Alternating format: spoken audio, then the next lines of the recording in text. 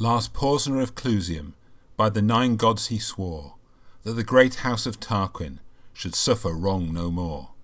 By the 9 gods he swore it, and named a trysting day, and bade his messengers ride forth, east and west and south and north, to summon his array. East and west and south and north the messengers ride fast, and tower and town and cottage have heard the trumpet's blast. Shame on the false Etruscan who lingers in his home, when Porsena of Clusium is on the march for Rome. The horsemen and the footmen are pouring in amain, from many a stately marketplace, from many a fruitful plain, from many a lonely hamlet, which, hid by beech and pine, like an eagle's nest hangs on the crest of purple Apennine. From lordly Volaterra, where scowls the far-famed hold, piled by the hands of giants, for godlike kings of old. From sea-girt Populonia, whose sentinels descry Sardinia's snowy mountain tops fringing the southern sky. From the proud mart of Pisa, queen of the western waves, where ride Massilla's triremes, heavy with fair-haired slaves. From where sweet Clanis wanders, through corn and vines and flowers, from where Cortona lifts to heaven her diadem of towers. Tall are the oaks whose acorns drop in dark Orza's rill, fat are the stags that champ the boughs of the Ciminian hill. Beyond all streams Clitumnus is to the herdsman dear, best of all pools the fowler loves the great Volsinian mere.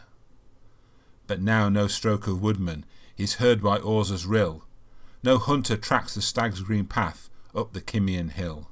Unwatched along Clitumnus grazes the milk-white steer, unharmed the waterfowl may dip in the Volsinian mere.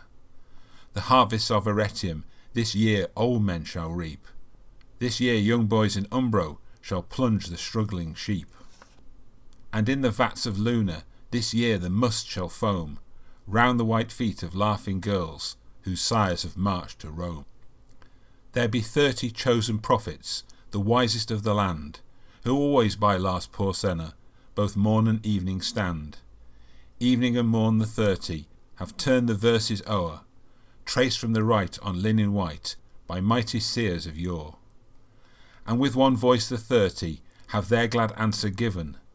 Go forth, Lars Porsena, go forth, beloved of heaven. Go and return in glory to Clusium's royal dome, and hang round Nurskia's altars the golden shields of Rome.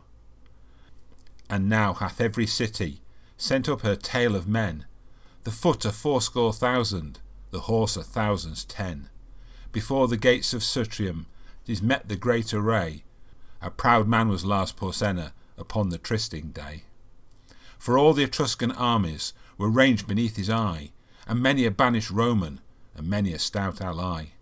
And with a mighty following to join the muster came the Tusculan Mamilius, prince of the Latian name. But by the yellow Tiber was tumult and affright. From all the spacious champaign to Rome men took their flight. A mile around the city the throng stopped up the ways. A fearful sight it was to see through 2 long nights and days. For aged folks on crutches, and women great with child, and mothers sobbing over babes that clung to them and smiled, and sick men borne in litters high on the necks of slaves, and troops of sunburned husbandmen with reaping hooks and staves, and droves of mules and asses laden with skins of wine, and endless flocks of goats and sheep, and endless herds of kine, and endless trains of waggons that creaked beneath the weight of corn sacks and of household goods, choked every roaring gate. Now from the rock Tarpeian could the wan burghers spy the line of blazing villages, red in the midnight sky. The fathers of the city, they sat all night and day, for every hour some horseman came with tidings of dismay.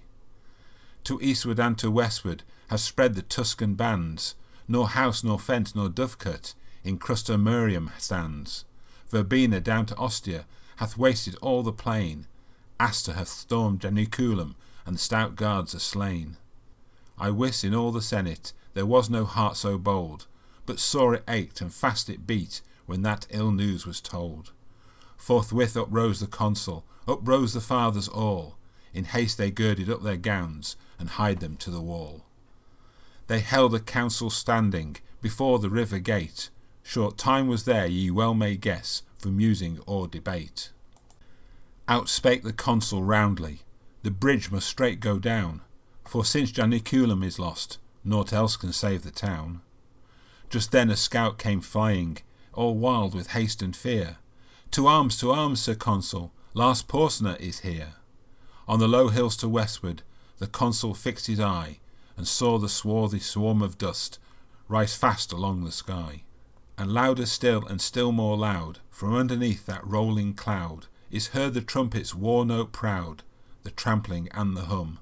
And plainly and more plainly, now through the gloom appears, far to left and far to right, in broken gleams of dark blue light, the long array of helmets bright, the long array of spears. And plainly and more plainly, above that glimmering line, now might ye see the banners of 12 fair cities shine. But the banner of proud Clusium was highest of them all, the terror of the Umbrium, the terror of the Gaul. And plainly and more plainly, now might the burghers know, by port and vest, by horse and crest, each warlike Lucimo. There Cilnius of Arretium on his fleet Rome was seen, and Astor of the fourfold shield, girt with a brand none else may wield. Tolumnus with the belt of gold, and dark Verbena from the hold, by reedy Thrasymene. Fast by the royal standard, o'erlooking all the war, last Porsener of Clusium sat in his ivory car. By the right wheel rode Mamilius, prince of the Latium name, and by the left false Sextus that wrought the deed of shame. But when the face of Sextus was seen among the foes, a yell that rent the firmament from all the town arose. On the housetops was no woman, but spat towards him and hissed, and no child but screamed out curses and shook its little fist. But the consul's brow was sad, and the consul's speech was low, and darkly looked he at the wall, and darkly at the foe. Their van will be upon us before the bridge goes down, and if they once may win the bridge, what hope to save the town? Then out spake brave Horatius, the captain of the gate, To every man upon this earth death cometh soon or late, and how can man die better than facing fearful odds, for the ashes of his fathers and the temples of his gods, and for the tender mother who dandled him to rest, and for the wife who nurses his baby at her breast, and for the holy maidens who feed the eternal flame, to save them from false Sextus that wrought the deed of shame. Hew down the bridge, Sir Consul, with all the speed ye may. I, with 2 more to help me, will hold the foe in play. In yon straight path 1,000 may well be stopped by 3. Now who will stand on either hand and keep the bridge with me? Then out spake Spurius Latius, a Ramnian proud was he.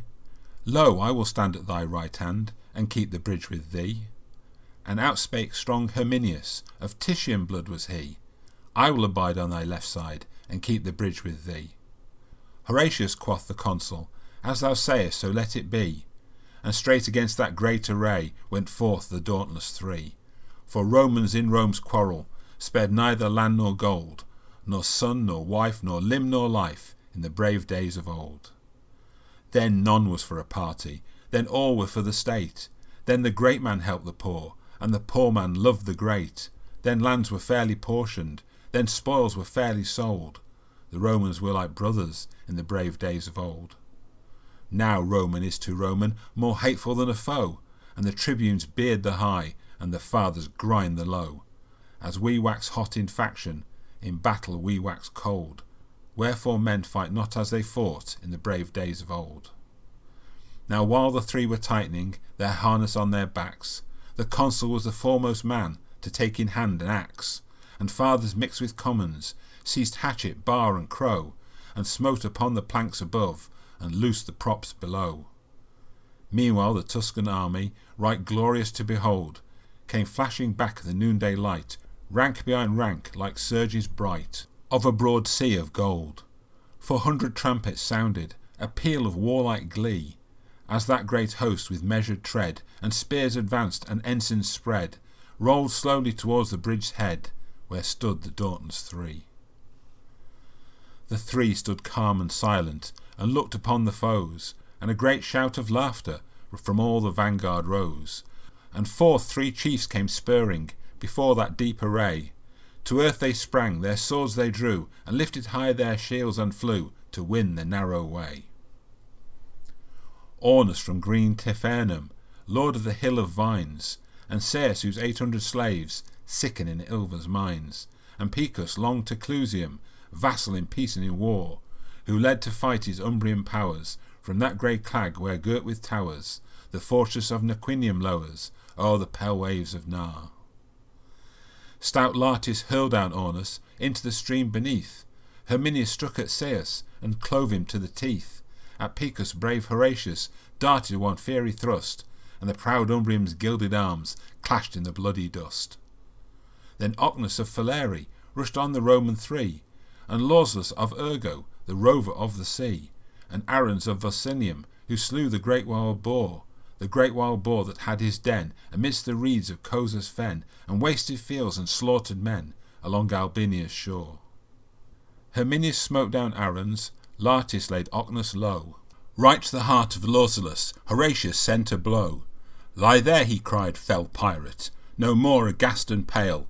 From Ostia's walls the crowd shall mark the track of thy destroying bark. No more Campania's hinds shall fly to woods and caverns when they spy thy thrice accursed sail. But now no sound of laughter was heard among the foes. A wild and wrathful clamour from all the vanguard rose. 6 spears' length from the entrance halted that deep array, and for a space no man came forth to win the narrow way. But hark, the cry is Astur, and lo, the ranks divide, and the great lord of Luna comes with his stately stride. Upon his ample shoulders clangs loud the fourfold shield, and in his hand he shakes the brand which none but he can wield. He smiled on those bold Romans, a smile serene and high. He eyed the flinching Tuscans, and scorn was in his eye. Quoth he, the she-wolf's litter stand savagely at bay, but will ye dare to follow, if Astur clears the way? Then whirling up his broadsword, with both hands to the heights, he rushed against Horatius, and smote with all his might. With shield and blade Horatius right deftly turned the blow. The blow, though turned, came yet too nigh. It missed his helm, but gashed his thigh. The Tuscans raised a joyful cry to see the red blood flow. He reeled, and on Herminius he leaned one breathing space. Then, like a wild cat mad with wounds, sprang right at Astur's face. Through teeth and skull and helmet, so fierce a thrust he sped, the good sword stood a handbreadth out behind the Tuscan's head. And the great lord of Luna fell at that deadly stroke, as falls on Mount Alvernus a thunder-smitten oak. Far over the crashing forest the giant arms lie spread, and the pale augurs, muttering low, gaze on the blasted head.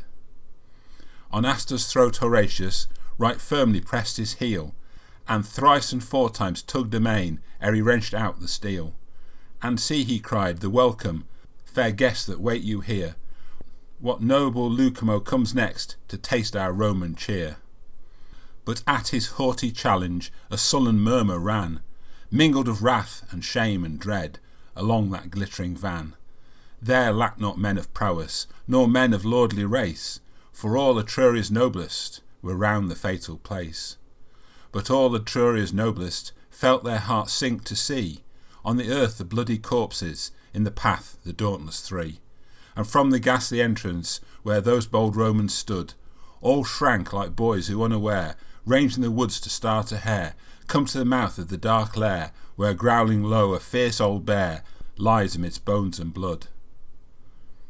Was none who would be foremost to lead such dire attack?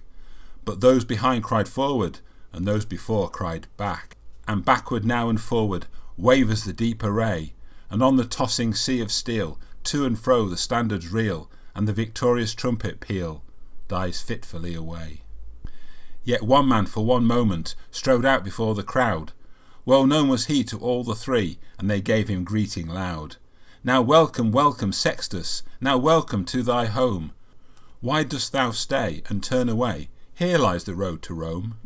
Thrice looked he at the city, thrice looked he at the dead, and thrice came on in fury, and thrice turned back in dread, and white with fear and hatred scowled at the narrow way, where wallowing in a pool of blood the bravest Tuscans lay. But meanwhile axe and lever have manfully been plied, and now the bridge hangs tottering above the boiling tide. Come back, Horatius, loud cried the fathers all. Back, Lartius, back, Herminus, back ere the ruin fell. Back darted Spurius Lartius, Herminius darted back, and as they passed beneath their feet they felt the timbers crack. But when they turned their faces, and on the farther shore saw brave Horatius stand alone, they would have crossed once more. But with a crash like thunder fell every loosened beam, and like a dam the mighty wreck lay right athwart the stream, and a long shout of triumph rose from the walls of Rome, as to the highest turret tops was splashed the yellow foam.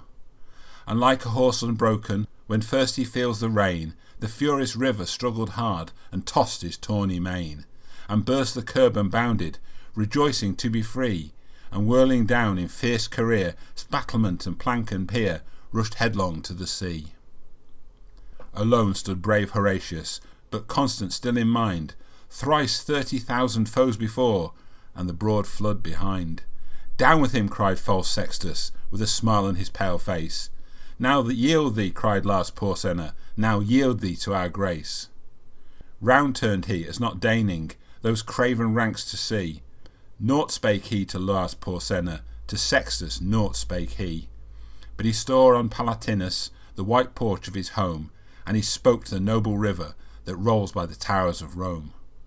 O Tiber, Father Tiber, to whom the Romans pray, a Roman's life, a Roman's arms, take thou in charge this day. So he spake, and speaking sheathed the good sword by his side, and with his harness on his back plunged headlong in the tide. No sound of joy or sorrow was heard from either bank, but friends and foes in dumb surprise, with parted lips and straining eyes, stood gazing where he sank. And when above the surges they saw his crest appear, all Rome sent forth a rapturous cry, and even the ranks of Tuscany could scarce forbear to cheer. But fiercely ran the current, swollen high by months of rain, and fast his blood was flowing, and he was sore in pain, and heavy with his armour, and spent with changing blows, and oft they thought him sinking, but still again he rose. Never I ween did swimmer in such an evil case struggle through such a raging flood safe to the landing place, but his limbs were borne up bravely by the brave heart within, and our good father Tiber bare bravely up his chin. Curse him, quoth false Sextus, will not the villain drown? But for this stay, ere close of day, we should have sacked the town. Heaven help him, quoth Lars Porsena, and bring him safe to shore, for such a gallant feat of arms was never seen before. And now he feels the bottom, now on dry earth he stands, and round him throng the fathers to press his gory hands. And now with shouts and clapping, and noise of weeping loud, he enters through the river gate, borne by the joyous crowd. They gave him of the cornland that was of public right, as much as 2 strong oxen could plough from morn till night, and they made a molten image and set it up on high, and there it stands unto this day to witness if I lie. It stands in the comitim, plain for all folk to see, Horatius in his harness, halting upon one knee, and underneath is written, in letters all of gold, how valiantly he kept the bridge in the brave days of old. And still his name sounds stirring unto the men of Rome, as the trumpet's blast that cries to them to charge the Volscian home. And wives still pray to Juno for boys with hearts as bold as his who kept the bridge so well in the brave days of old.